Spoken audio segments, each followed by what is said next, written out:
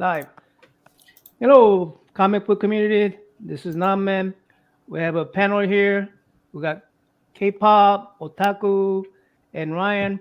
Go ahead, guys. Quickly introduce yourself. Starting with the K-pop.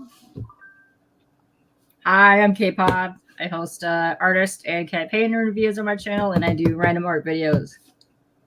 Yep. And Otaku? I'm Otaku. You can see me on Otaku's Tour Guide. It's my channel where we just look at my collection all day.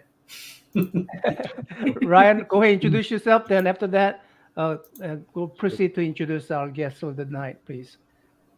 Okay. I'm Ryan Otogawa, and I'm a comic book artist and storyboard artist. And yeah, so like I've been getting into like storyboarding, a little bit more like animation, but looking into like live action stuff like that too. And then I believe like you're watching YouTube videos on storyboarding and stuff, and with the algorithm just shows up, like new videos show up, and um Eric Yamamoto came on his video, and he has a channel where he does teaches like storyboard techniques and stuff like that. so I actually today was like the first time we met in person, because I could see him on his channel, but then he's just talking to me in chat. So but yeah, so introducing Eric. Eric. All right, add him to the stage. Hello, Eric. How are you? Hi. Hey, good. Hello. What's up, Ryan? Thank you for having me on. This is a great opportunity to just, share my craft and talk about creativity and talk about stories. Like just before this, we were talking, Otaku and I, we were just talking about if I collected comics, and that was a great segue into the show, right? Yes. But yeah, hello and thank you. All right, welcome to the. We are celebrating Asian American Heritage Month, the whole month of May, and we're celebrating Asian American artists. So that's why Ryan was our guest before, and he decided that, hey, I know this great story. What do you call it? Storyboard. Storyboarding, right? Storyboard artist. I saw some of your tutorial videos, so I thought those were very helpful. And so yeah, welcome to our stream. Looking forward to hearing your origin story. Yeah, Thank me you. being Japanese American, like whenever I see another Japanese American, I always think that our family probably knows someone in your family or something. we don't know you, but there was something common. You said you went to was it Venice? Buddhist? Was it Venice? Yeah. Buddhist? Yeah. Venice Buddhist Temple. That's where I grew up. Yeah. Were you in the junior YBA? Junior YBA I is was. like a youth group. Yeah. So I was also back. I'm a little bit older than Eric, but like Wait, where I did was you go again? Nishi, which is downtown LA. Yeah, it's a Buddhist Oh yeah, temple. for sure. So it's like they call it Southern District. So it's like all of the Southern California Buddhist temples, and a lot of times they'll have like conferences and stuff like that. So Wow, small world. yeah. I know So we probably cross paths, or maybe. Well, I was Yeah. like a little bit earlier, more like the 90s or like 95 or so, but Yeah, I was in 5th grade, Oh. so I wasn't in junior YBA yet. I was like Songatines, There's probably someone we know, or Yeah, along we'll find out eventually. Yeah, it's like the Japanese American community is so small. But yeah, someone of someone, and I'm 4th generation Japanese American, so that's I am what. too. Oh, you are? 4th generation, yeah. Wow, you do not get that very often. So my grandparents were in the internment camp, and I wish I spoke Japanese, but I don't. I don't know. Do you speak Japanese, Ryan? No, I understand some, but like very little, and then I could read Yeah. some. I took a class in like community college, but that's about it. I can't like I don't practice enough to like be able to remember everything, but No, for You know, sure. I Ryan- mean, like, let's go for it. You know, Ryan's working on his comic book based on his ancestors when they Oh, first cool. came to the United States, and his great grandparents had to go to camp too while they're running a food store. So he's documenting all that. He's collecting records, and so that was really fun discussing Ryan's his project in the future for making his own comic book. So That's that was awesome. really interesting. yeah, they have like really quick. There's a really interesting story because my great uncle, he owned or he started like produce stores, and then he was like getting bigger and bigger, and then he had like maybe 100 stores around LA in the 30s, and he was getting so big that like he created probably one of the first like supermarkets. I'm sure like some of the other ones like Vaughn's and stuff were making it too, but he was like probably one of the first with at that time. But then of course it was all What was taken it away.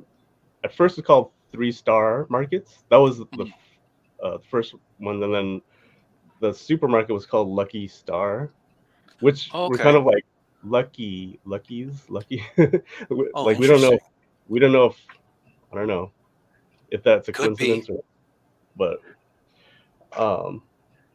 yeah, I just found that like there's so much to the story that like I needed to like document it. Well, people that there's only a few people that are from like that were in the camp still, like my aunts, that I can ask. So like I figured I'd do it like soon. But anyway, How far along are you? I've done a lot of the character design, and then I'm writing a lot of the stuff. I've been kind of just collecting all the information, stuff like that. But that's awesome. I'd love to take a look. Yeah. Yeah, I have to show it to you sometime. Yeah. I think you said your wife was from Boyle Heights, and my grandparents were from Boyle Heights. Actually, on both sides, they're from Boyle Heights. Oh, that was a very like big Japanese American area, right? Around that time. Yeah, because like that's where like all the whites kind of pushed the Japanese, at the time. And because I think it's called redlining or something. And then because actually I think it was a Jewish area before the war. Okay. Yeah, there was this storyboard artist named Mentor Hubner. I don't know if you guys heard of him. No? I haven't heard of. Yeah, Mentor Hubner, he did like a lot of Hitchcock stuff. And he grew up in Boyle Heights as well. Oh, okay. And that was before the what's it called? Actually, I know he lives there. Don't quote me, but it used to be a Jewish neighborhood. Yeah. But Boyle Heights, for everybody, it's just outside of downtown LA, and like Japantown. It's just kind of like 15 minutes away. It's just like an area outside, more residential area. The suburb of the downtown area, suburb next to downtown. Yeah. Hey, so Patrick Crespo, thank you, Eric, again for the live stream last year with my students from Salesian who joined. Our school is in Boyle Heights. That's dope. Cool. Was that with Hector Santiago? Because I did an interview with a director in Boyle Heights named Santiago, and I still live in Boyle Heights myself. Eric did a live stream with your students from Salesian from Boyle Heights. With your students, okay. Oh, with Hector. All right, cool. Hey. So what kind of storyboarding you do, Eric? Oh, yeah, I do mainly live action storyboards. What is it? I did Get Out. I did Us. I did what Wait, else? Us. That's the. Is that the music? Was that the about the Yes, music? I got Oh 5 yeah, on I it. love that movie. Yeah. Yeah, it was bizarre. I mean, that was a trippy movie. It's all about coincidences and stuff. And I don't know, that show really made me start looking into like, what is a synchronicity? What does it mean when things line up? What is a coincidence? What is those things? And like Brian, you were just talking about what is that called? The coincidence of lucky star. You know, Oh yeah. like you made that connection. You know, Mm. and there might be something in it Mm. that could be the reason why it's named Lucky. You know, Luckies. And I mean, I don't even think it's around anymore. Luckies. But Yeah. oh wow, a lot of people are jumping on. Cool. Yeah, just highlight that real quick. Then we'll get to the back to the bond because Patrick actually has a couple more questions for you about that. Hold on a second. Get there in a second. Yeah, like Patrick. Yeah, because my parents went to Roosevelt. I don't know if you know Roosevelt. Oh, my wife went to Roosevelt. That's Oh, so really? funny. Roosevelt Yeah. and yeah, the rival Oh, that's was cool. Garfield, I think, right? Yep. Mm-hmm. And my parents went to. Oh, my mom went to Dorsey High, which is in like the Crenshaw area, and my dad he lived in like the Manhattan Beach area, and didn't have the best, you know, childhood, but like you know, I didn't really know his grandparents. I didn't really know my grandparents, but on his side, but he went to aviation high school in Okay. I think it's in Hermosa Beach. I don't know. I've heard Oh of yeah, that. Patrick. Thank you. Yes, I did work on Doctor Strange, Multiverse of Madness, and then Awesome. and then a new director got on. He did Spider-Man, Evil Dead. Raimi. Raimi, yes. He and then I got taken off the project because he had his storyboard artist, and then I did the Marvels with Nia DaCosta, and Nice. it was like she's such a great director. I'm actually working with her right now on a project, which has been very fun, and she's such a great person to work with.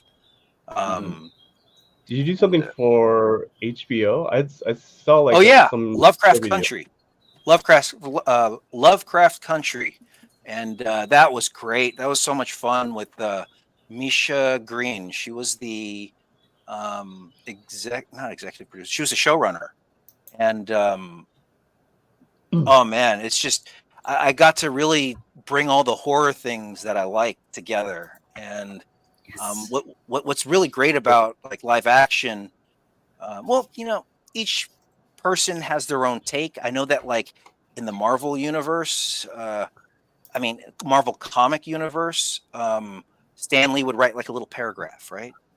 And then give it to the artist. And then the artist will go off and kind of make their own thing. And and then after that, Stan Lee will go in and write in all the bubbles, you know? Yeah, it's called the Marvel method. Yeah, I mean that's dope, you know? Like they still do that with storyboards in Marvel, you know, which I that's so much fun. But at the same time, it's like sometimes, you know, having limitations, especially with creativity, is a benefit. Because when you limit certain things, then you have to find creative ways to problem solve certain aspects of the story. Because there are some directors that know like exactly what shots that they want, you know, and you know, then you know you just draw as a hand, but you know, drawing as like a mind, you know, drawing as a creative is, I think, something everyone wants to aspire to. And I mean, that goes back to me wanting to create a comic book. And, you know, I've had this comic book idea in my head for 20 years and I haven't even, you know, started it because it's that perfectionist in me that Yeah. wants but you gotta fail in order to Yeah. learn. You gotta fail That's in order to true. learn. That's true. It's especially Well- true in art too, because you gotta like go at and go at, and the more like I wouldn't really say failures at it, but the more like it doesn't get to how you want it, you're just learning, and Yeah. that's so much fun with art. And with anything, I mean, like I was trying to program. I was learning how to program a little bit because I was getting into Bitcoin and all that stuff. And then I got, rug pulled, but luckily it was only like $300. But still, my ego, I was pissed off, So I'm like, I got to get that money back. I'm going to learn how to code. So I'm like, I figure this crap out. And then I'm like, you know what, Crystal, my wife, she's the math person, I mean, I'm Asian. I should be good at math, but unfortunately, it's not, my mind doesn't go there. I wish it did. So I'm like, hey, Crystal, my wife is Hispanic, by the way. And I'm like, hey, can you help me? I think you would get this, And she's like, oh yeah, that's this pattern, this. I'm just like, you should do this. You should be a programmer, And then, so she's interested in like data analytics. And but you learn stuff, like I want to create my own tools, like in Photoshop or in Toon Boom, Storyboard Pro, just to create your own tools. It's Eric, there's so many ways to create. Sorry, you made an interesting point where you need rules. I mean, rules are good for you, and Yes. maybe perhaps we are. I'm sure there's more than. I mean, few of us in here that thought about creating their own comic books, right? And haven't done it for 20 years. But I think That's it's me. because we don't have a rule, because we don't have rules set up. We don't have, we restricted ourselves, right? It's so what like, rules would you give yourself? Hey, I need at least a chapter 1 done by this day. And it doesn't have to be perfect. I want the draft right now. That's the rule. Deadlines. You know what I mean? Yeah, deadlines and rules, and Self-imposed otherwise, deadlines, I'm gonna do this someday. You don't have any rules set up. There's no rule. yeah. There's no one to That's true. tell you. Yeah, so you have to make it yourself. Yeah, I would It's say like so even- hard. I thought that's an interesting thing you said. So I said, you know what? That's true. That's why we don't get things done. Mhm. I would say even with the family store I'm doing, I mean it's not sci-fi. There's a lot of like factual type of stuff because my aunt had interviewed my grandparents, so she actually wrote like this whole document from the interview, and a lot of the points in the comic kind of come from that because it's like she's laying out what happened. So me trying to like convert that into a script is just kind of like I'm like I gotta start somewhere, so I just put it in a sequential, from the early 1900s, just putting everything that I gather and kind of like building that first, and then trying to figure out how all the sequences, like are gonna fit. I'm thinking like maybe over 100 pages, but it's just like, Oh, like wow. how do you fit all those? Yeah. It's a lot of like different work, but Yeah, so like that part right there, the pages is like a whole different concept for me because I know how I want it. I want like Yeah. there to be a cliffhanger on each page before you turn. Yeah. Like because that's like you want to turn the page. Like when I was reading Death Note, God, I love that comic, that manga. That it's just so like, oh my God, what's gonna happen? What's gonna happen? Oh my God, it's like that's like so much fun turning those pages. Yeah. That's where it's sort of like the difference between like comic books and storyboards, kind of, because comics Blurs, are yeah. kind of finite, like pages, but storyboards you can, I mean, still kind of finite, but you can kind of like So play around on with it a little storyboards, do you get the whole story, or you get a chapter at a time? You get to know the whole story before you start the job, or how does that process work? Yes and no. Like certain Marvel projects, they'll just give you like here's a scene, take the scene, Mm. sometimes they're like, here, let me just brief you. This is kind of what the feeling is, go, and then, but then like with Get Out, he had the full script, and I got to read it. I was reading it and it's like, yeah, I get it. It's okay. I don't like quite get it, grasp it. And then once I started drawing it and seeing the scenario that he's putting his characters in, I'm just like, oh my God, like this should have been made like years ago, like this is something big, and then, there was this one section inside of Jordan's script, and it said, interior darkness. Chris sinks into the bed sheets and he falls into interior darkness, and I'm like, hey, I really like this, like what's going to happen when Chris goes into that like sunken world, and then Jordan goes, ooh, I like that. I'm going to take that. And then the next draft, you see, it's not interior darkness anymore. It's interior sunken place. Wow. So you I'm just actually like, changed hey. the story. Yeah. You actually get to change the story. Wow. Okay. Yeah. I mean, I do not want to take credit for it, but I was there in the happening, and Jordan is great at choosing or knowing what is going to fit in his piece, and that's brilliant. Yeah. like taking the ego away, and what serves the story the best, he will run with, and Yeah. I think that's fantastic. That's Wow, excellent. fascinating. That's Wow. awesome. Yeah, that's what I feel like the difference between like comic book scripts, because usually it's like, okay, here's the panel, this is what's in the panel. For like, I found like with storyboards, kind of like they can give you a little blurb, but that blurb is like maybe like 5 minutes long, so you have to like create it, right? I mean, you have to visualize. Wait, say that again. Like the script is, it could be like a small little like a sentence. paragraph.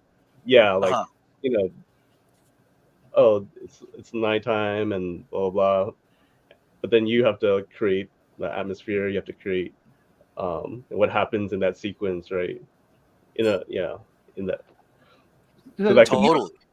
More Do like you have to also, do you affect for like a camera movements, where the camera is going to focus and all that stuff? Your storyboard does that? Okay. So. Oh yeah, and I mean, like in comics too, right? Like you guys talk about it in like close-up shots, medium shots, like wide angle. Like I want a wide shot of the Gotham City, or I want a close-up of Batman's face or something. But yeah, there's this element of camera moves with storyboarding that's you have to translate, and that's where I mean, before I wasn't doing animatics. Now I'm doing animatics, which is basically moving storyboards. It's like it's kind of like animation, but it's more kind of raw, rougher. Rougher. Not timed, like I mean, I don't have the time to time it. It's, you're just seeing the motion of a scene come to usually it's frame come together. Or what happens in it, like, oh, the person lifts up his arm and then he has to come down, and then seeing that, but then you got to do that all with the camera push, so it's then you start mixing and matching stuff, which is something that I want to get into in the live my live stream, is to show how to combine different shots to create something new. Because these things, like, we're humans, we're not AI, and that's a whole nother topic. And I love talking about that stuff because it's the unknown. Okay. But this there's so much humanity in holding a camera, like being like a steady, not even steady cam. It's if you're doing a handheld shot, like you could even feel the person breathing, or I mean, they're not trying to make it handheld. This literally, that's heavy, so they're trying to hold it as still as possible. Right. But it gives the effect of nervousness. It gives effect of like a human being there, present. But then Like, see from your perspective. yeah, a POV for sure. Yeah. But what's so great is with camera language and shot language is that we're creating stuff as we go. Like another thing that Jordan did when Get Out was he wanted a slow creep going like, or no, he wanted a slow push in. The camera slowly pushes in on Armitage House, and then he goes. He's like, hey, what is this called? What is this called? I'm like, oh, it's usually called like a slow creep, like you're creeping in. And he goes, all right, we're calling that a Rooney. I'm like, what do you mean? He's like, Mickey Rooney. I'm like, oh, what about him? He's like, Mickey Rooney's a creep. I'm like, okay. I'll take that. I swear, man, Jordan is like such a natural at comedy. It's like he's something else. You heard it here, Mickey Rooney's creep. Yeah, right.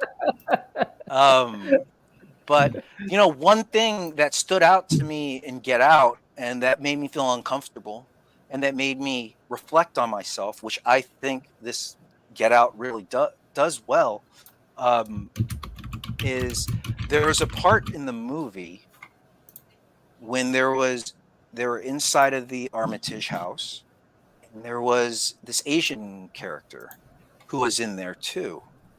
I don't know if you guys remember that, but yeah, I was like, why is that? And then it had to think about it too, and it made me feel uncomfortable, and it made me like reflect on like, well, who am I as an Asian American? Who am I as in this society? And then it made me think of my own racism that I have, myself, and how do I think what's so important is just being aware of, it's like someone could tell you to go to the doctor, even if you have cancer, but you won't go to the doctor because you're in denial. I think it's more healthy to just accept it and try to be that change, try to help others, and also know that we all have these flaws in us. We're not perfect, I mean, so it made me reflect on that, and it made me think, well, how am I seen in this world, and how do I see myself in this world? And as I was growing up, I always saw myself as white, as Caucasian, that could fit in with blacks, fit in with Mexicans, fit in with Persians, fit in with Indians, but it's like I felt like I was white. Now let's look like why, let's peel back all this stuff. Well, and that's the whole thing. Like I don't speak Japanese. My grandparents forced my parents to not force, but no, you don't need to learn Japanese. You gotta fit in. You gotta not learn that, and you gotta be American. And I know people go through this today too. Of course. But I mean, it was more of just they didn't want the next generation to feel what they had to go through, Right. But it's there's other little things that come up, I mean, there was a time when I was working at the studio, and this guy goes and says, why do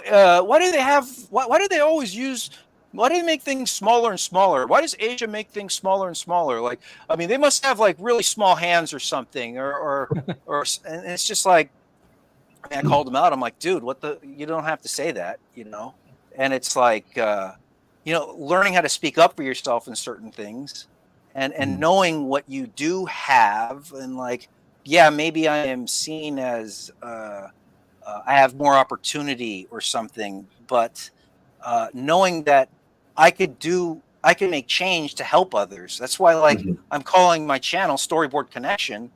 Everyone's always like, how do you get into Hollywood?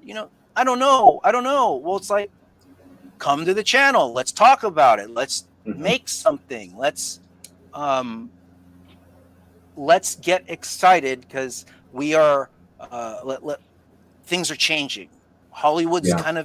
kind of down right now. Why don't we create our own thing? Why don't we start like, let's be a connection, let's be a network, Yeah. and Yeah. that's why I'm so grateful for you guys to have me on, get to talk to your guys' audience, and then hopefully we could all collaborate on something. Sure. Yeah. Sounds Yeah. awesome. Sounds It's awesome. funny. I was literally thinking about that today. About they have the term like white adjacent, where you're just like like some Asian, especially for Or Twinkie, at least for Japanese, it's like especially even doing like this um the family project too. It's just like there was this whole thing about they literally had that questionnaire. There's like two when they were in the camps, right? Of like, do you pledge your allegiance to Japan? Which at that time some of them had never even been in Japan because they were born here, or to America. And there were some where they said no, no. They were called no boys, right? You heard yeah, that my term? grandpa was a no boy. Yeah. Yeah, and just And like then there's the 42nd as well, right? yeah, yeah, Which was the Japanese American battalion that went into yeah. World War II to Yeah, save. my uncle was in the 42nd too. Really? Yeah. Yeah. Oh, that's awesome.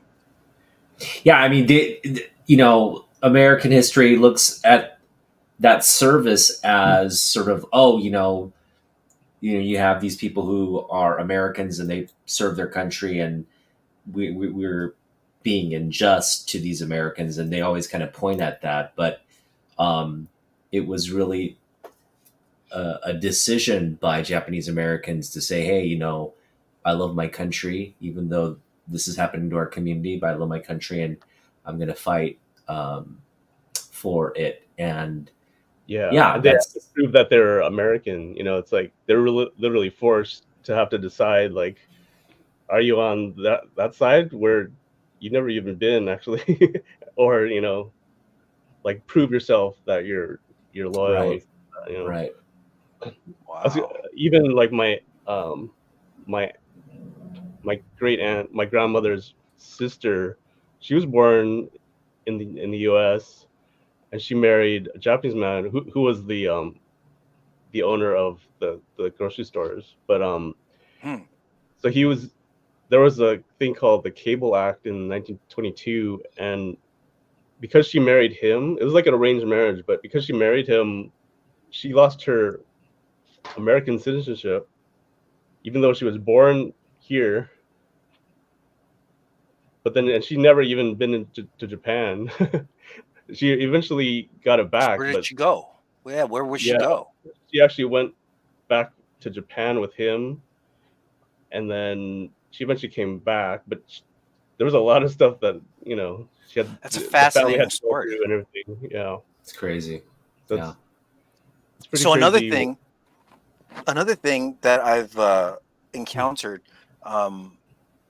was so when I was in Chicago, I went to the School of Art Institute of Chicago, and I went into a bar, with some friends, and I saw this Asian guy that was like staring at me, and I was like, what the fuck does this dude want, So then I'm like, I'm gonna confront him, So I start walking over to him, and then he starts walking over to me. I'm like, oh fuck, okay. And then I'm like, oh my God, I can't believe this. This is a fucking mirror. Yeah. And I was like, I didn't like how I looked. There was like a little bit of hate. in myself, you know, and maybe I thought that I was white, you know, and this Asian guy was looking at me. But there's a lot of Asian hate against each other. Is something I wanted to say. Big time. And it's sad, you know, because it's like, what I'm all about. I mean, it's even in me. Like I did that. I was going to confront some Asian guy who was me, you know, but it's like that's bizarre, you know, that self-hate, you know. And another thing that was happening, one of my great friends is what's it called? His name's Josh Lee. Yeah, he's been on the show a few times, Ryan. I think you were there. Yeah. And he's Korean American. And there's this thing where he was helping my friend Kirk Iwasaki do a documentary on fourth generation Japanese Americans, and he got a lot of shit from the Korean community for helping out a Japanese documentary. And I didn't understand why, you know, and then I found out that there was this whole history of like horrible atrocities, you know, and it's like I didn't even know this, and I didn't either, hated on, and now I'm like careful, you know, with what I say, or I'm not like careful with what I say, but I know that that's there. You're more aware, you know, how you're perceived, right? Exactly. And and like this one kid that I grew up with, he went to Japanese school, he did all this stuff, and then like after college, I found out he is full Korean. You know, he's because there's like a whole community of Koreans in Japan that I think they don't even say that they're Korean sometimes. You know? It's a very No, so yeah, it's interesting you say that, because I know Korean Japanese. They're you know, they have a record that they have a Korean name, so they're not quote unquote Japanese, and they can never be quote unquote Japanese, but they kind of exist in Japan as like visually they're Japanese and culturally they're Japanese, but if you get to their like family registry, their immigration history, lineage, they are Korean, right?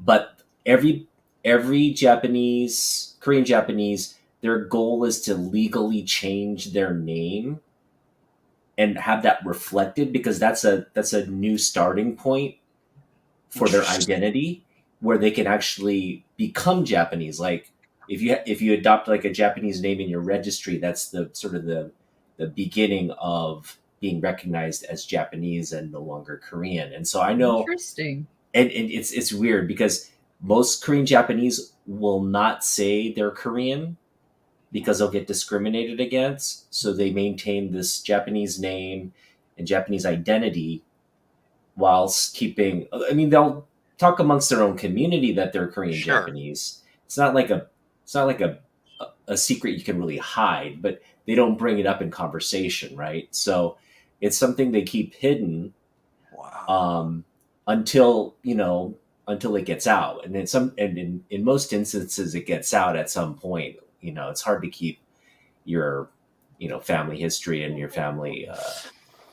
Otaku Hyung, do you read a Pachinko? Pachinko, was it? Yeah, I read Pachinko, but that's not accurate of the community there. The community is actually, it's been there many generations, much like Japanese Americans here in the U.S. And I think the advantage for Koreans is you just blend in, right? Like, whereas Japanese Americans, you can't blend in American society. You're viewed as like the other, right? So, but that same idea of identity, like you want to be accepted in where you're physically present. That I think that's a commonality for any minority group living in a different country, right? So Eric, I wanna this is Marcus right here asking this question. Just to give you background on Marcus, he's a Black American. So cool. I have Hey, a Marcus. specific memory wondering why Asians were accepted as white in elementary school. So did, my were you accepted as white when you were growing up? I mean, I'll tell you, I wasn't accepted among the Japanese kids because I didn't speak Japanese. I wanted to go to Japanese school so bad, you know, just to be accepted. I wanted to do the basketball stuff because there's the huge Japanese league out here, but I didn't like basketball. You know, Japanese is very difficult. But I guess what age? I'm thinking of elementary school, Marcus, because in elementary school, like, color didn't mean anything. You know, I had black friends, Mexican friends, white friends, girls. Well, girls were the one thing that it was like boys, girls. You know? you kitties. Yeah, but you know, today, which is great, like my son, like he doesn't do that. Ooh, the kids today don't do that. Ooh, cooties. No, thing, they don't. Which I like. Yeah. Which I love, because then they're comfortable with being friends, and you know, they have different interests, of course, but I mean, I feel like a lot of that comes like later because when you're younger, I feel that too. I felt that too. Like I didn't necessarily feel, or I didn't see color, you know, like they say, but it's not until like you get older and then all these like ideas start, you know, going around. And when you're younger, you're just like, he's my friend. Well, yeah. We're hanging out. Yeah. But I mean, like in high school, I want bulgogi. I can that's amazing. Yeah, I know. I love it. It's just, man, everything's expensive right now. Like, Oh, I want to learn how to. Expensive. Yeah, but I mean, I'll make high a video on school- how to make it. yeah, please. Yeah, I do Korean barbecue. Oh, I've mastered that over there. So. Nice.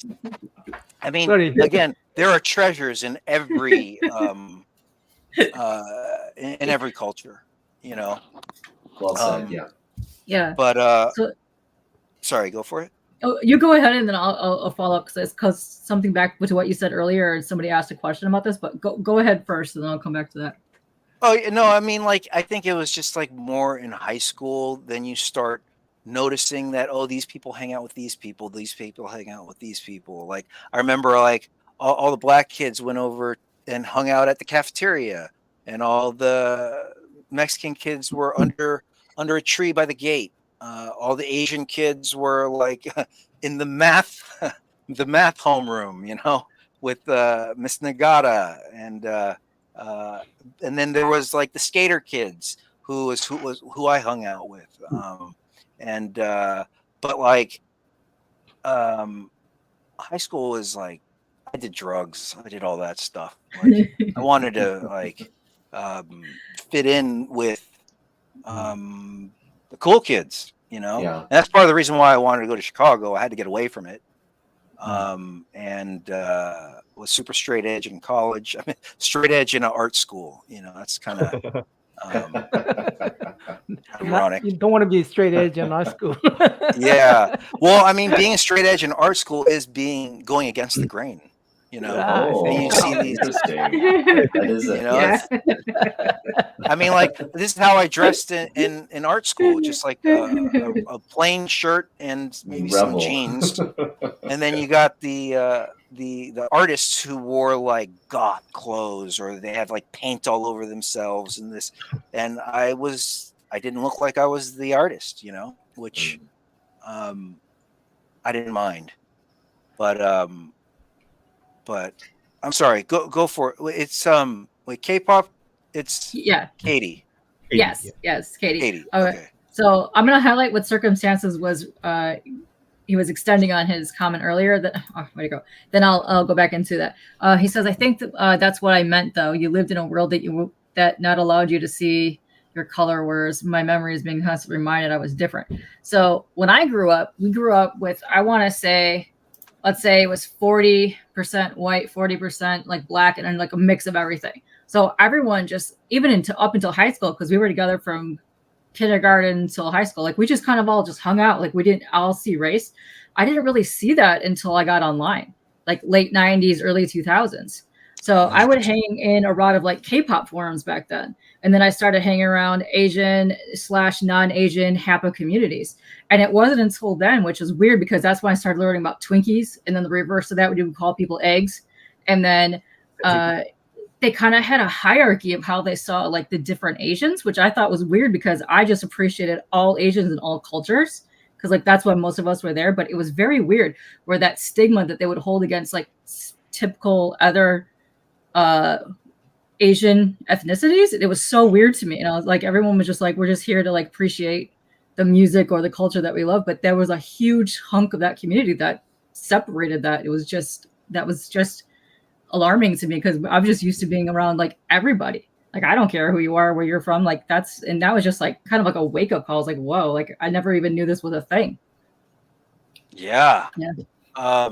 Well, like I okay. The first time I guess I felt that I was different was when I was in second grade, and my best friend at the time, he was black. He said, "Eric, why do you have thin eyes?" You know, and then that just made me cry. I didn't know why. It made me cry.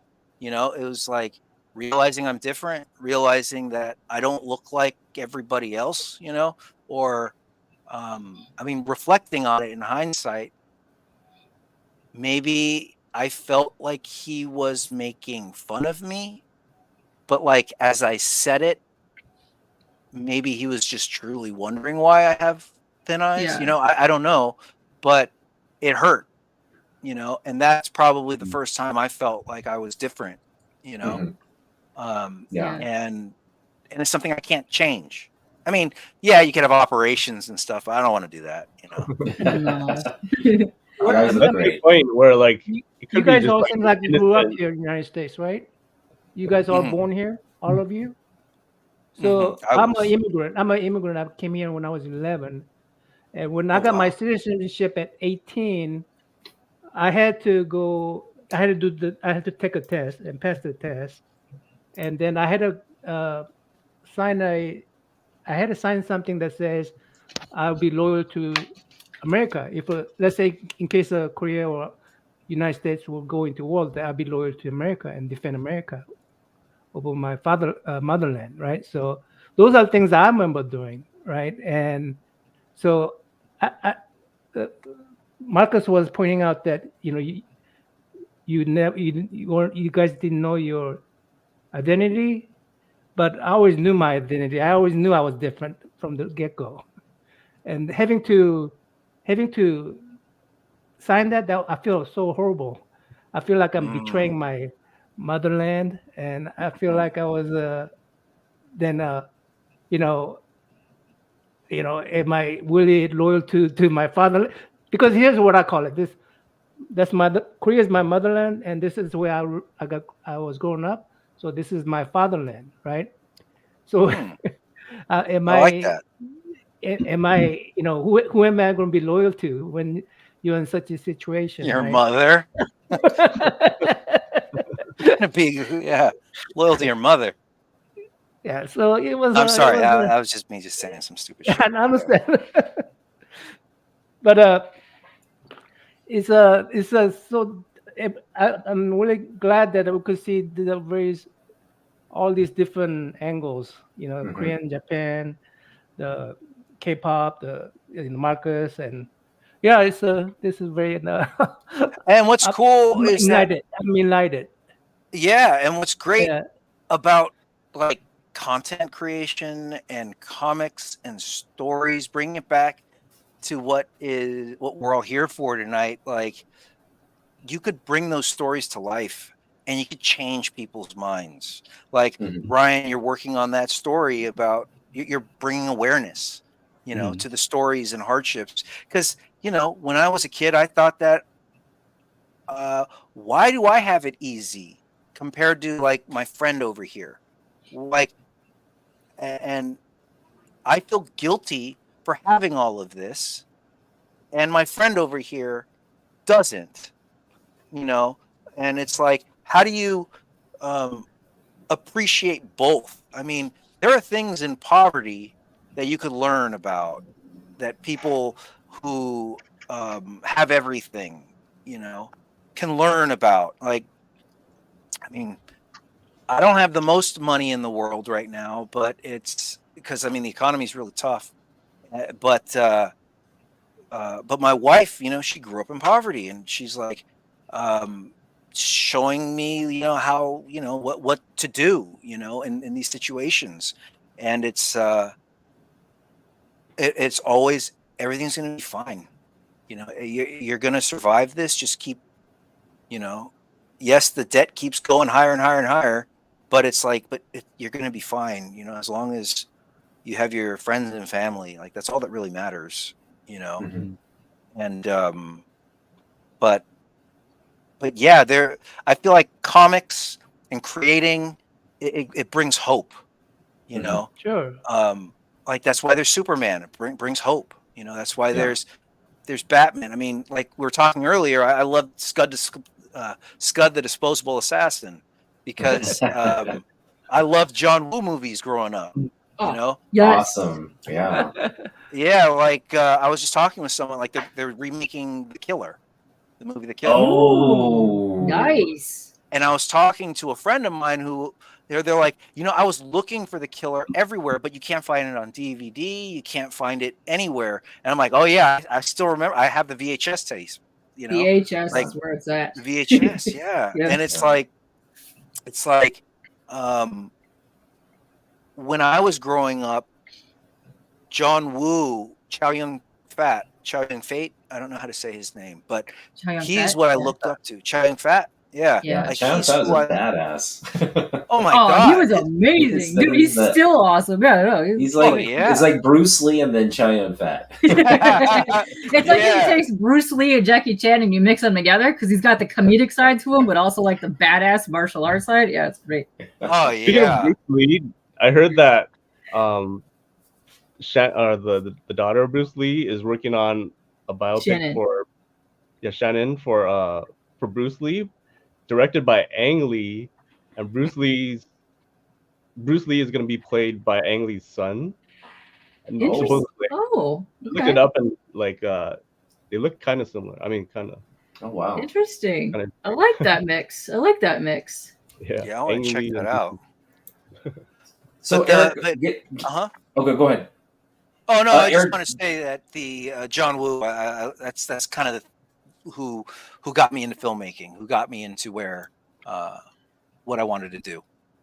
Yeah. You touched upon like Hitchcock and storyboarding. I would imagine storyboarding, it was introduced at some point in film, right? But it's kind of like the standard process of filmmaking today. Can you talk about how different projects vary in that process, and where art direction, script, where the timing of those sequences come to help you inform your work? Yeah, for sure. Well, from my knowledge, I think storyboarding kind of started from like the primitive ages. Like we think that the cave paintings are of after the kill, but I'm thinking maybe that's before the kill. Ooh. Because then they're trying to map out, they're trying to plan and figure out how to go and get that mammoth. Okay. Trying to communicate with each other. I think art is a way of communicating. So, but everyone says that it was Walt Disney who came up with storyboarding, and the usually okay. So I'll only go from my experience. Is that typically the director will call the storyboard artist one of the first people to come on. Well, I mean, usually it's this: you have a writer, you have an executive producer, and then once everything's like aligned, then they'll get the storyboard artist on. But if it's not aligned, they'll still have a storyboard artist come on and kind of flesh out the ideas and maybe present it to the studio to show them how they're going to make this film, what it's going to feel like, what's the tone, what's the action going to be like. And usually they choose a scene in that film or in the story, in the screenplay, that best represents what the whole what the whole film is going to be. Right. The pitch. Exactly. Well, they have a pitch deck too, where they have a bunch of imagery, and it's great for any aspiring filmmakers.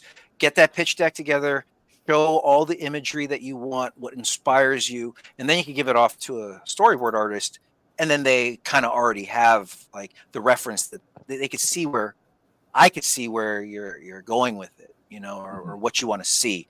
But yeah, it's usually at the very beginning stages before filming, and then once they start filming, or no, let's say after they have me on, then usually production designer and the cinematographer will come on, and then they'll bring their crew, and then it just starts ramping up. And just once they start and hit record, then usually I'm done by then, or I'll still be on, kind of just you know, fleshing out other ideas, figuring out like different ways to tell the story, or just or cleaning stuff up, you know. Right. Wow. How in depth of into the storyboarding does it get? Is it just sort of a broad sketch of like the acts, or do you go scene by scene, like just for art direction, or just a sense of where the camera is going to be? How many versions are you presenting or doing on any given project? Yeah, there's tons of versions, but usually the split it up way between different artists too, right? yeah, because I mean the script is longer, so you may have one person working on like a set piece in the first act. You might have two artists working on a couple set piece or two scenes in the middle, the second act, and then you have like maybe two artists on the third act. And but like for us, I was the only storyboard artist on, which was really great. I mean, Jordan was able to take me, you know, with him throughout the whole process up until post. So I got to see like the process of the whole production. But I was a PA. I've PA'd before I was a storyboard artist, so I kind of understood the whole pipeline of, you know, pre-production, post-production. I just don't pre-production, production. I just don't know that much about post-production. As you can see, that's the reason why I like live streaming. I don't like editing. That takes so much time. Yeah. Going backwards, but how did you find out about storyboarding and stuff?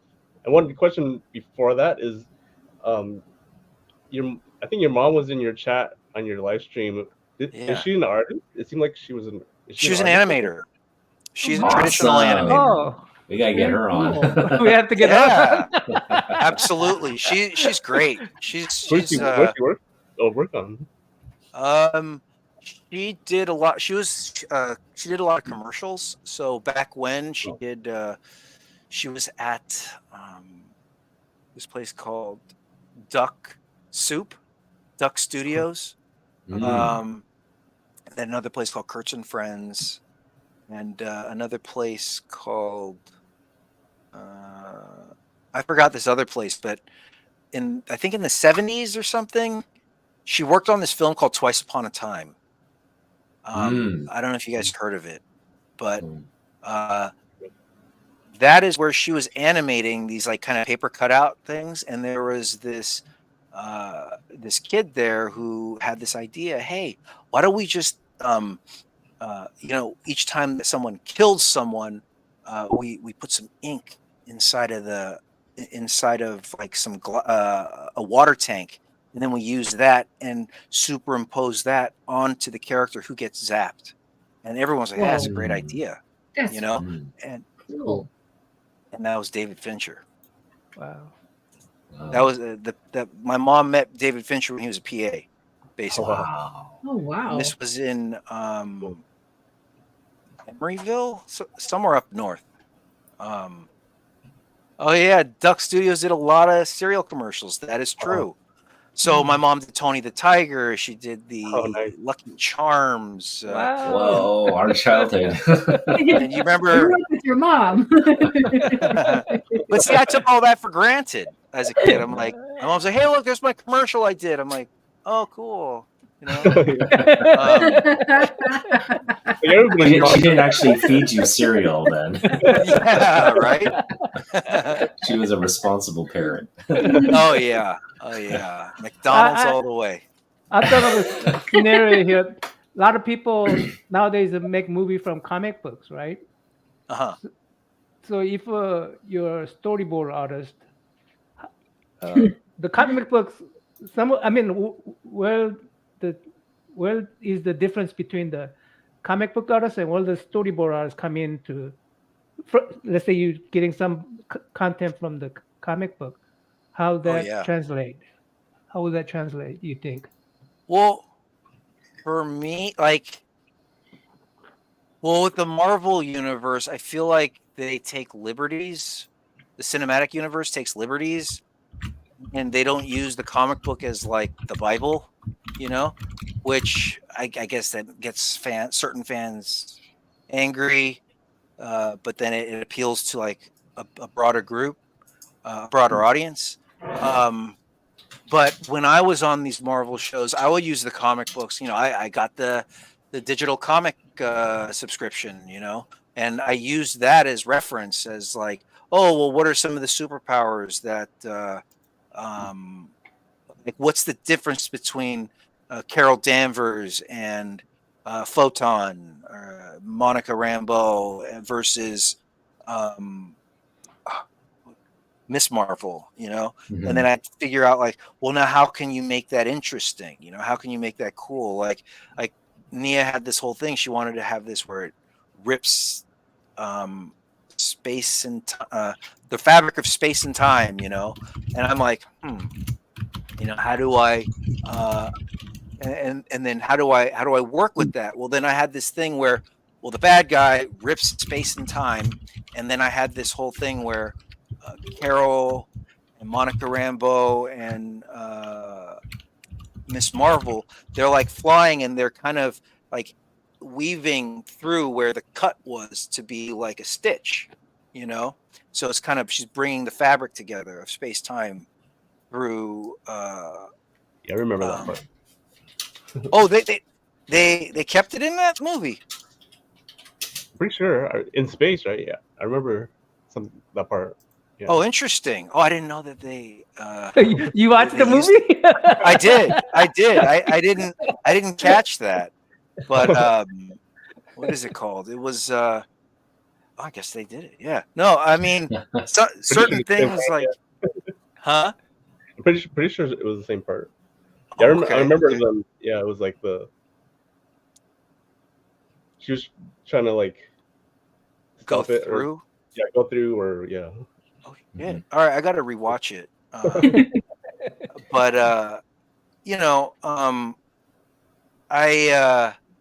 I always try to find my own little twist.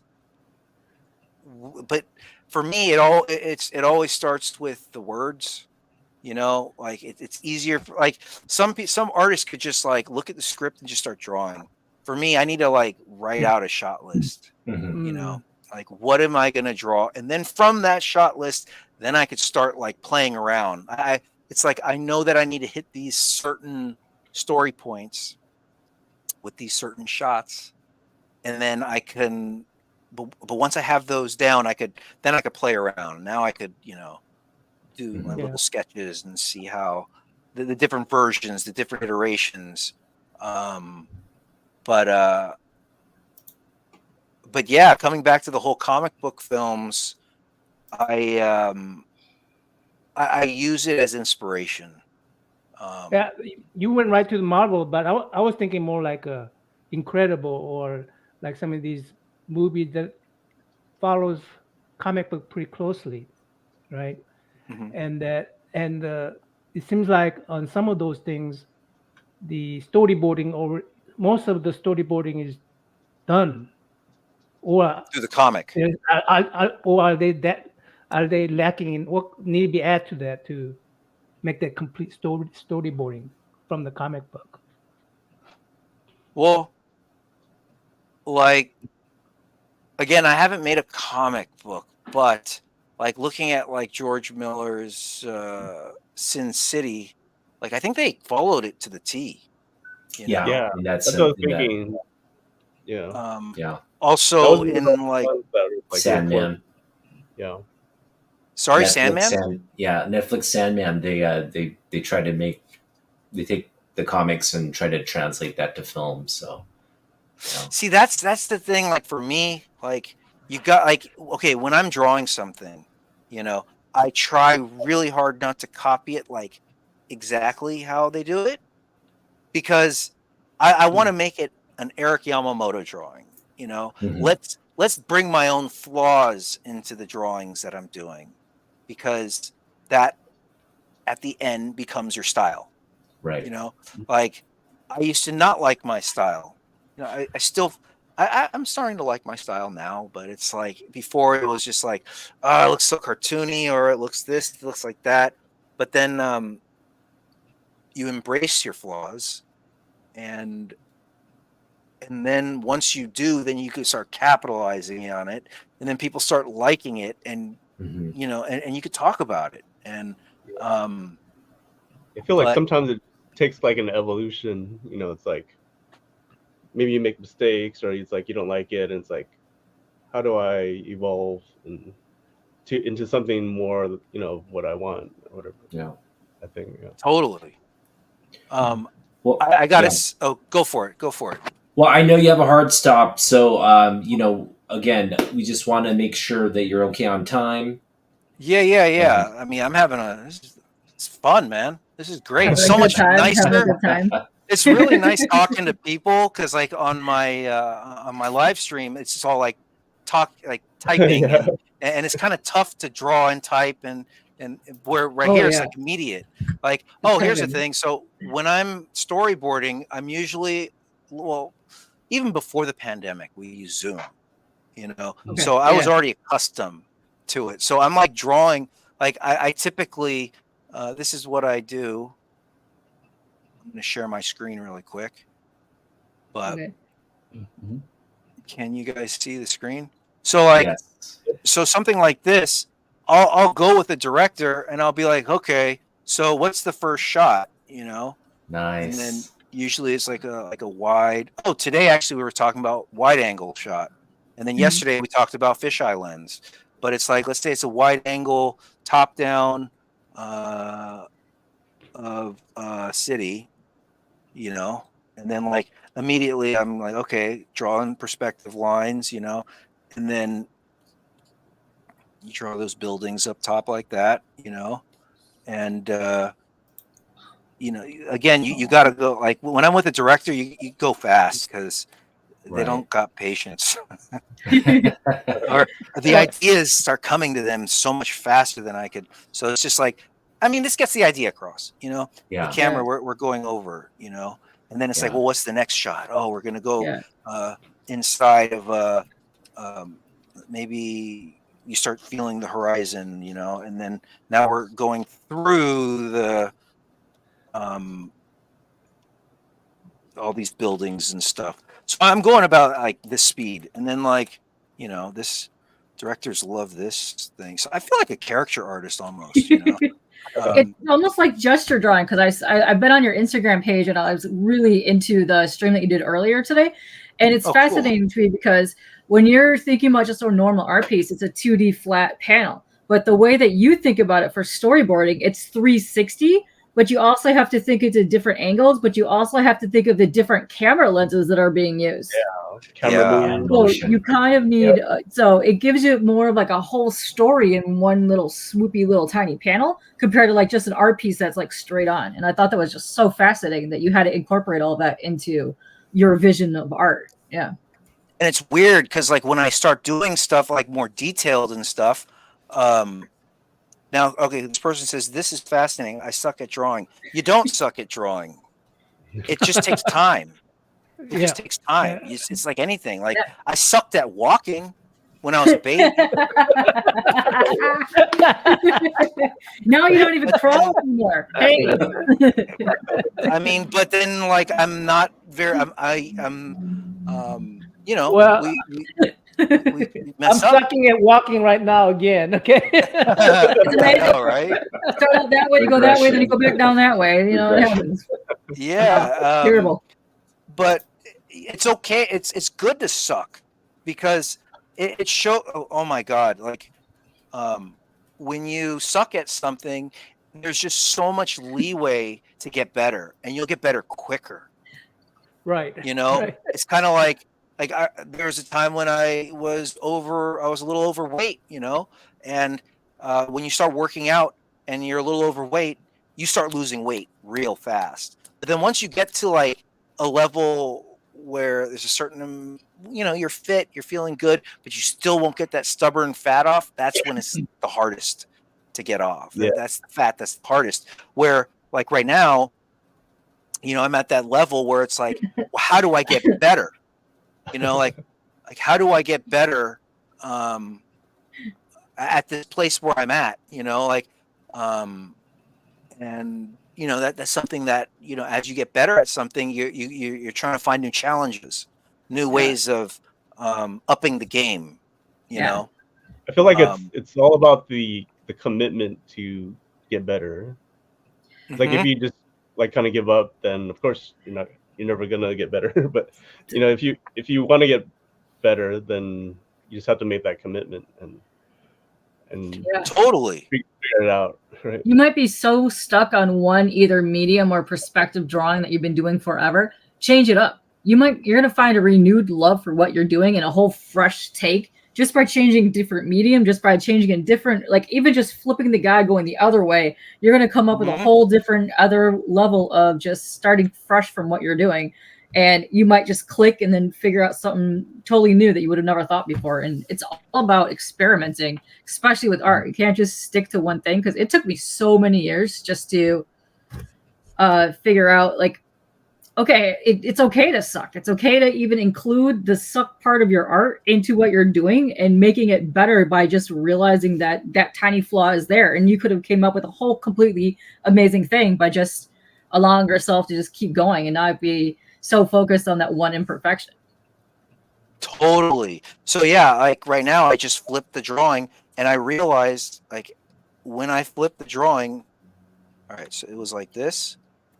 I realized that, okay, this is like looking okay, and then I flipped it. I'm like, oh shoot, he's missing the whole back, the whole back of his head, and it's like you just you get a different perspective on it, and hopefully, I could get a different perspective, and I could finish that 20-year-old comic book that's inside of my head.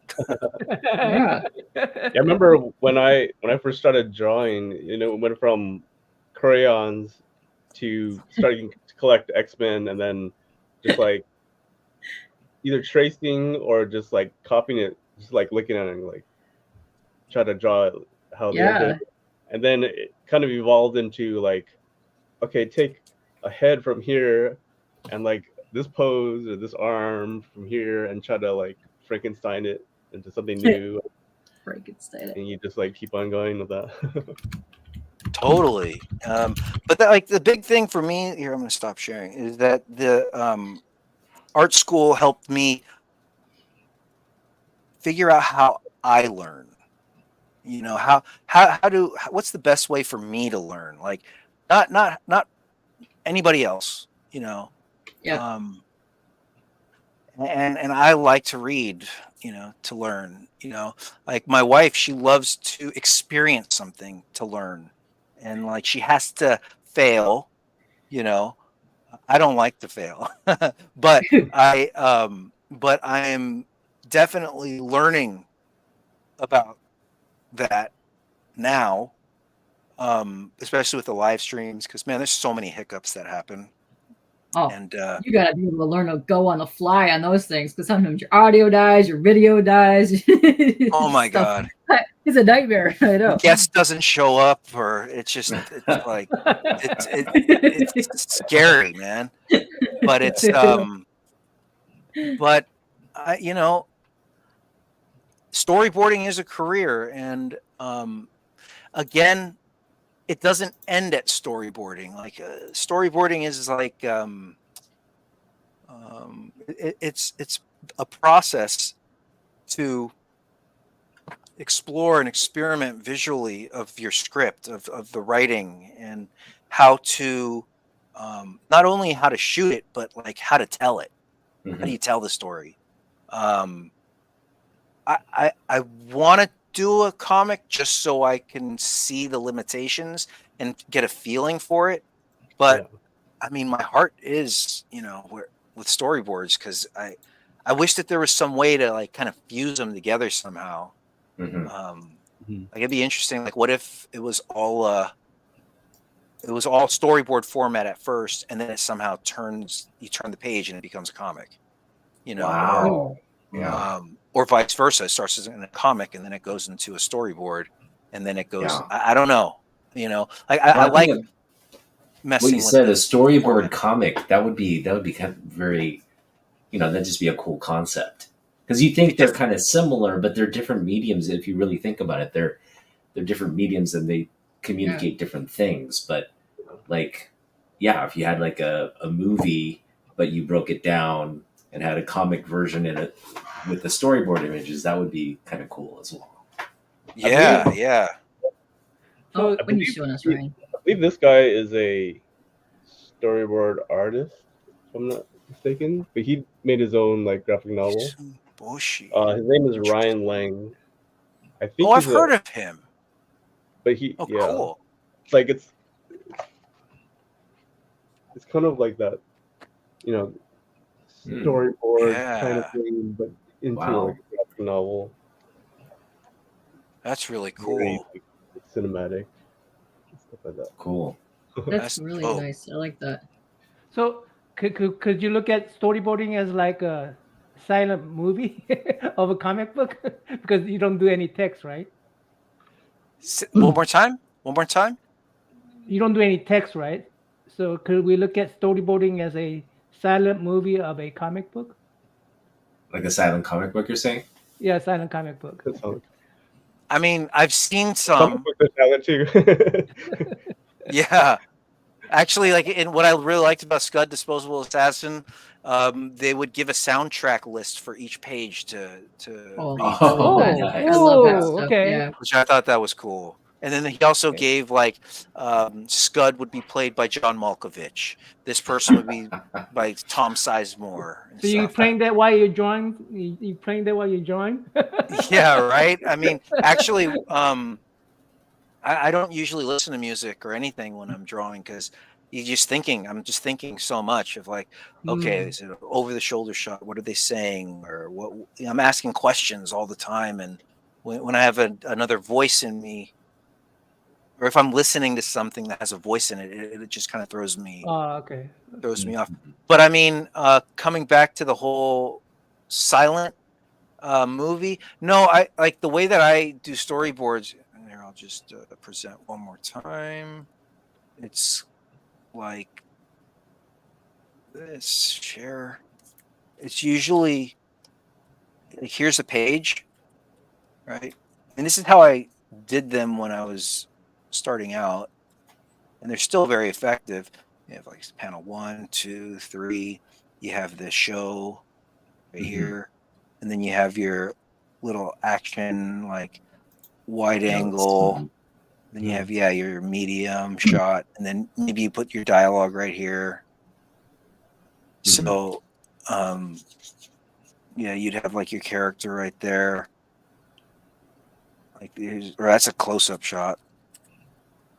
And then, or maybe it's over the shoulder shot, and then you have your wide, maybe you have your 2 shot like this, get some foreground in there, and then you have this, and then you have your other angle like that. So that's kind of how I did it. This is typically the format. The way I do it now is, I use Storyboard Pro, where it's basically, this is my canvas. It's like file, new. Let me just go here. It's like here's my Nice. canvas, you know, and then I'll cool. have my frame. So like I do not like drawing like this big. It's just because I like what happens if I need to figure out like where the shoulder's at, you know. Yeah. So like what I like doing is just doing my panel right here like this, and then I'll do Mhm. here's number one, here's our wide shot, you know, of let's see, a cactus or something. Hmm. Maybe there's an airplane coming through, and then maybe there's like a runway right here, and there's a bunch of like zombies or something. They got to plow through them or something. So then I do a bunch of these frames, and then I'll go take it into Bridge. And so, like, you guys know much about Bridge, or? Yeah. But well, anyways, I could create contact sheets, and then those contact sheets, it becomes basically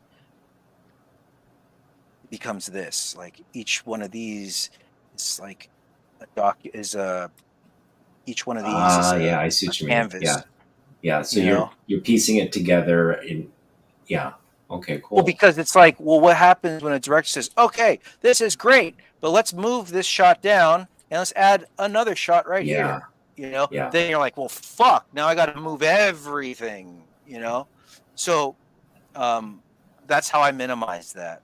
Right. But in terms of my process, I like to board it all out on one piece or one canvas because I like to see the flow, you know, of where things go, you know, and then you can start like you can be like, okay, so this is the earth we pull out, we see this, and then we kind of come around the earth, so then you start seeing how it works, and then I'll copy and paste it into my little template, you know. I'll just, you know, copy and paste it, and so yeah, that's kind of my process, how I go about it. But at the end of the day, it comes down to what the content is, and like Eric goes into detail on storyboarding, guys. I provide the link. Looks like a lot of people are interested in that, so yeah, make sure to go visit Eric. So yeah, check out his live streams. Yeah, you got live stream going on? In the morning. Yeah, Monday through Friday, 9 a.m. to 10 a.m. I do it. Very cool. PST, Pacific. Oh, even better. I'm not up that early. Yeah. Tomorrow, I don't know. It might be a little different because I have a doctor's appointment, but I'm still going to try to make it. You know, cool. It's so much fun. To be honest, the reason why I started it is because the strike was happening, and I wasn't working for like 3 months. It was like such a dark time, and I found it almost felt like therapy. You know, just being online, talking to people, or chatting with people, but just having see people watching me draw live. It's just, I don't know. It's fun. It amps me up. But really quick, before I forget, I think this would be an interesting story. You know how you were saying, Otaku, about how there are Koreans in Japan who hide that they're Korean, right? Yes. It would be an interesting story. Maybe it's already been done, where there's this Japanese guy who is incredibly racist to Koreans in Japan, and then he realizes that he's Korean. That would be a great story. Yeah, I love it. You know, and then he has to, or she has to, figure out how to cope with that. I mean, it's kind of like the Dave Chappelle skit of the blind Klansman. Yeah, white. It's, you know, it's funny. My uncle, he's not. I mean, he's not racist, but it's not the racist part. But we always thought he was Chinese. So, and he's married to my aunt who's Japanese. And we always thought he was like Chinese, and he found out just pretty recently that he is half Japanese and his mother was Japanese, but she always hid that she was Japanese. And it's funny because they just literally like found out several years ago, and all of my family kind of like bust his chops about. that is that. I mean that. Yeah, I mean learning something like that would just completely change your perspective on Yeah. on that. On See, life. look, this person right here maxes 2K, or he learns he's half Korean. Like, that's dope. Like, I love how people can add to the story, you know, especially in the live streams, because it's like, I want to one day create something where it's a community-based thing, a community-led story, you know, Mhm. that we all could kind of come into and add to. And what if it becomes such a big following that Hollywood has to make a movie out of it? Of course. Yeah. Empowering Community projects all are of us, so fun. Let's do it. right? I mean, like, Yeah. I don't know comics, you know, as well as maybe Otaku knows, you know, but and Katie knows, you know, but we all have like our own special power, you know, where we're not all on an island. Like, Yes. as a storyboard artist, I'm not the only player. There's the director, there's the cinematographer, there's the PAs, there's the accountants. You know, we're a big machine. We're this. Yeah. We are a well-oiled, hopefully a well-oiled machine, and Yeah. you get change to happen when there's more people on. But as just Oh, one for sure. person, there's only so much you can Yeah. do. We're all You know? individual parts, and together we make Voltron. Yeah. And then we put Exactly. our stuff together, and we become awesome. Yeah. I would really like to do something like that. I don't know if Yeah. you guys would be interested That's one fun. day. Oh yeah, oh yeah.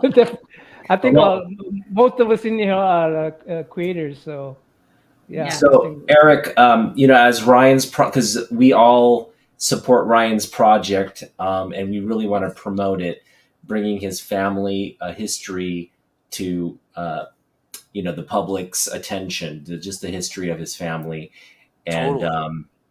we're just hoping that you know you can do some more collaboration with Ryan on the project, and maybe inject some of your ideas and your network support Yeah. to help them. Oh, absolutely. Yeah. You know, I mean, we're all helping And- each other at this point, you know? Yeah. And if you're into like you're gonna create your comic book that you've been thinking about for 20 years, we have a K-pop here who's a Kickstarted. Kickstarted. So Oh, wait, sorry? Kickstart. Your Kickstarter? I do artist interviews, but I also do campaign promotion things. So like Kickstarter, Indiegogo, Fund My Comic, Zoop, all that stuff. I have people on promoting their campaigns or Oh, crowdfunding. interesting. Oh, so that's So you- your channel, what you do. Mhm. That's what I do That's on my K-pop channel. Yes. That's so cool. Like, my goal is to, you know, to get 1,000 subscribers, but I'm realizing that it needs to be more than just subscribers. You know, it Yeah. needs to be like something that people want to watch. You know, Oh, for and sure. spend time on. And I'm still kind of like figuring that out. By the way, whoever's watching this right now as a live stream, I think everyone should have a YouTube channel. It's Because fun. it's fun. It makes you think critically about things, and it puts you on the spot. Like, I'm done with people just anonymously saying, you know, negative stuff. You know, it's like, show your face. You know, like Yes, Oh, yeah. CJ. it's a creative outlet. You know, It's a creative outlet. It's a way to vent. And it's also, if you are suffering from anxiety or social issues, it's the way for you to even sneak in there and start facing those fears, because that's how I started. I started 15 years ago with my laptop on top of my art. I wouldn't even show my face. And it got me used to typing in chat. Now I'm super pro at typing in chat, doing like 5 things on here. It feels like this is my home. Like this That's is how so I started. And it wouldn't have been like that if it wasn't for me just facing my fears and getting on the cam, doing stuff. Yeah. it takes a lot of courage. You know, Oh, it does. It takes a super amount, because you're facing fears, and if you're facing fears, especially if you have fear of talking to people and you see like 20 people in chat, that is so intimidating. I've seen people on here just clam up and just stop talking because they are so like, they don't know how to handle all that stuff, which is cool. But if you get on a panel with like-minded people, it helps you like want to talk more and express like the things that somebody else is on panel saying. And I think that's amazing. And I think that's what's awesome about the internet like this is it's so much fun. And you get to meet Yeah. so many people that you never would have, like, oh, I would have been a million years would have thought the 5 of us would be on a panel together talking about whatever the hell we talked about today, but we're all having fun. I mean, it's They're amazing. coming up with Yeah. a new story here. You know, the Yeah. He's a Yeah. Kind of feel racist like Japanese also- guy. Kind of like, also, if you're like a perfectionist too, like it makes you just not have like overthink it, just like Oh, Yep. so you mess true. up a little bit and Yeah. and just go, because like that's Yeah. my big issue. I've been wanting so bad to just try to make a YouTube video, but then I'm stuck just brainstorming, or I'm stuck at like, how do I order this, or what's the best way? And it's I get my Have you ever thought about live. Have you ever thought about storyboarding your YouTube videos? I have. It's a lot of work. okay. Here I'm going to share my my screen again. This is how I feel that storyboard would look. It would look like this. Here I am talking, explaining. Copy and paste that for 17 frames. Yeah. Yeah, like, hey, so this is what I'm talking about. Oh wait, I got to have my headphones on and my hair. And it's like, oh, here's my. I'm like, this is not interesting. You know, how do I make it'd be so funny if like you were just in the panel the whole entire time, not moving, but something falls off your shelf. And that's the only thing that's Yeah. moving the entire time. Yeah. Yeah, or like my cat jumps on in front of me and starts like getting on the computer. And you don't even move. You're just so into your streaming. You're not even paying attention to what's the chaos behind you. Yeah. Yeah, And then- Or the infinity storyboard. yeah. Oh yeah. But Actually, continuing on, I forgot.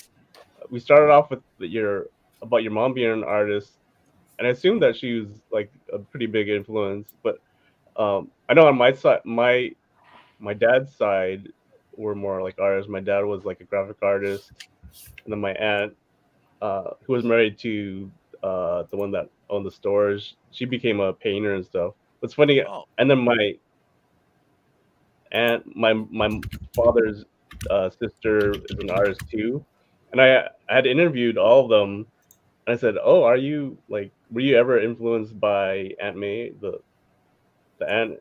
And they all kind of said, "Actually, not really."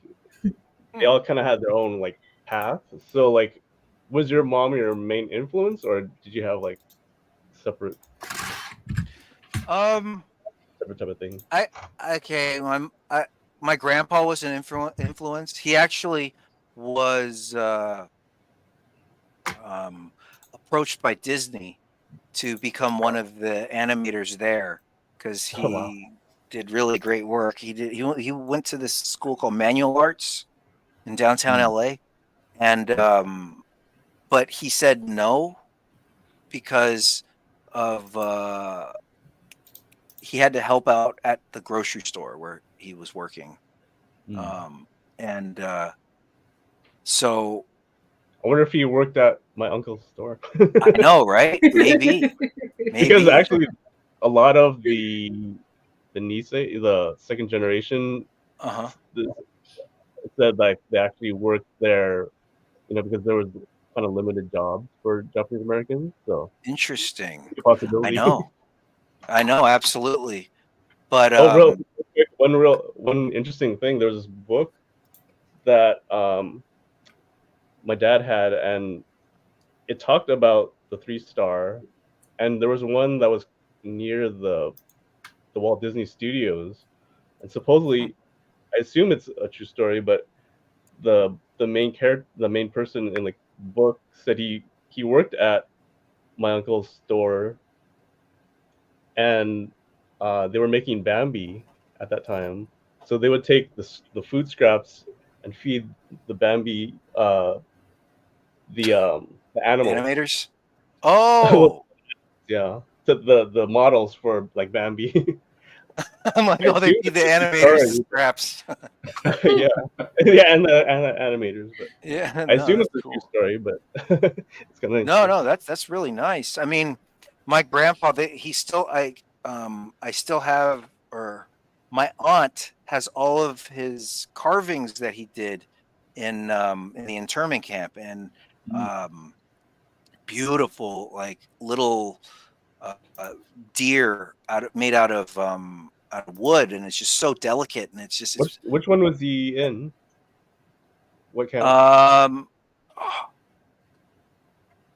Topaz, maybe. I don't know. I think it was Arizona somewhere.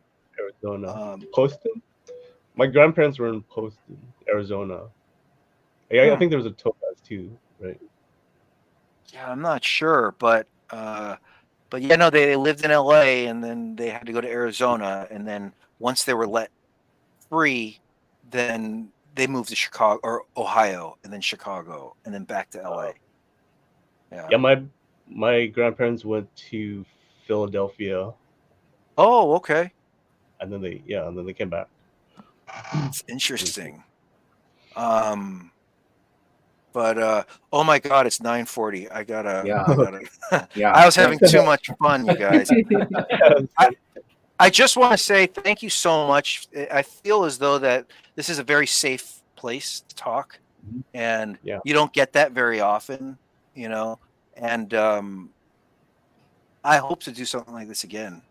Yes, So, we'd love to have you back. Yeah, love to have you back. Thank you just so much for spending time with us and talking about your craft.